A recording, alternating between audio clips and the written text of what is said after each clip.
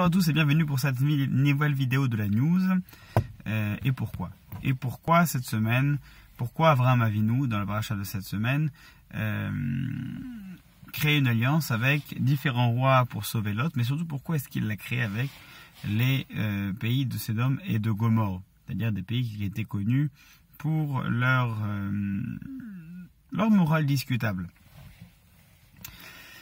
C'est vrai, on rappelle dans les Pirkei Avot et d'ailleurs dans tout texte de toute civilisation que lorsqu'on choisit un ami, il s'agit de le choisir, mais tout en sachant que cet ami peut nous influencer. C'est un petit peu le concept, les personnes qu'on fréquente, dis-moi qui se fréquente, je te dirai qui tu es. Donc finalement, on ne peut pas dire que nos fréquentations sont du fait du destin, on choisit qui nous fréquentons. Donc finalement, lorsqu'on décide de fréquenter telle ou telle personne, on accepte également, on décide également de se laisser influencer par ces personnes. On se pose la question, pourquoi est-ce que Avraham Avinu crée cette alliance avec le roi de Sodome et de Gomorrhe, sachant qu'il va les fréquenter longtemps. Et la Torah aurait pu se passer de nous raconter cela. C'est-à-dire que même si effectivement ça avait été une erreur de la part d'Avraham Avinu, c'est un épisode de la vie qu'on aurait pu sauter dans la vie d'Abraham, mais on n'était pas obligé, la Torah n'était pas obligée de nous raconter cet épisode particulier de la vie d'Avraham Avinu. Donc quelque part, ça veut dire que cet épisode de la vie d'Avraham Avinu a été choisi pour être raconté dans la Torah, c'est qu'il y avait quelque chose à en apprendre. Est-ce que c'était l'aspect militaire qui a nécessité cette alliance, ou en tout cas le fait de raconter cette alliance? Pas forcément, parce que on aurait très bien pu dire qu'Abraham a créé une alliance avec des rois de peuplades environnantes et qu'il est parti en guerre, et puis on aurait compris la même chose. Donc quelque part, il semblerait que le fait qu'Abraham a créé cette alliance avec ces peuples-là, c'est quelque chose qui doit nous être enseigné. Et pourquoi ?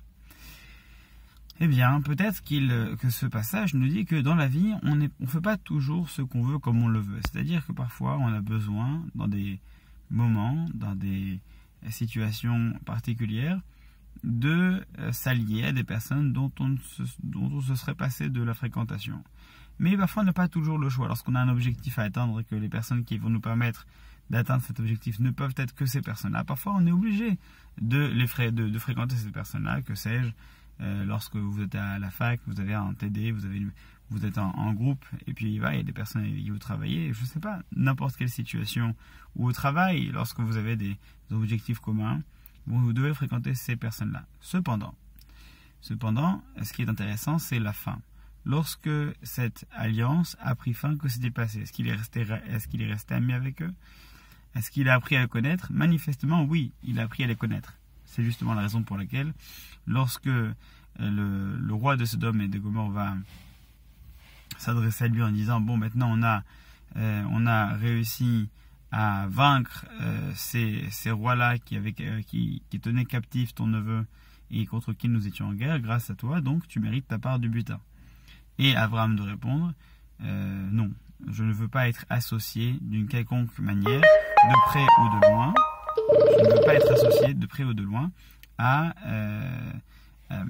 ton nom. C'est-à-dire que je ne peux pas accepter d'argent, je ne peux pas accepter de biens de ta part, je ne peux même pas partager le butin avec toi, parce que si je l'acceptais, si je le partageais avec toi, les gens penseraient que nous sommes amis, nous sommes collègues. Et si c'était le cas, eh bien mon nom serait associé au tien et tout mon travail serait quelque part biaisé. Donc ce passage finalement est un passage qui est assez intéressant, parce que c'est un passage qui nous dit de ne pas forcément nier l'utilité ou l'importance de l'autre et ses capacités, mais qui nous dit que pour autant, même si je dois ponctuellement créer une alliance, je dois ponctuellement travailler avec quelqu'un, ce n'est pas pour autant que je dois m'inspirer, être influencé de ces actions-là. Que je sache la raison pour laquelle, qui me pousse à m'associer avec lui, mais que ça se limite uniquement à cela. Et de cette manière-là, je serai garanti de ne pas être influencé par lui. Dès l'instant que je garde dans mon objectif, que je garde en tête l'objectif que j'ai dans ce partenariat, et bien de cette manière-là, je pourrai malgré tout rester protégé, malgré cette fréquentation ponctuellement douteuse. Voilà pour aujourd'hui. Et Shabbat Shalom à tous. Ce soir, n'oubliez pas le cours de pensée juste sur la légalisation du mensonge. Demain soir, à Frachet Trala. Et Shabbat prochain, c'est le Shabbat mondial qu'on espéra passer avec vous. À bientôt à tous. Et puis Shabbat Shalom.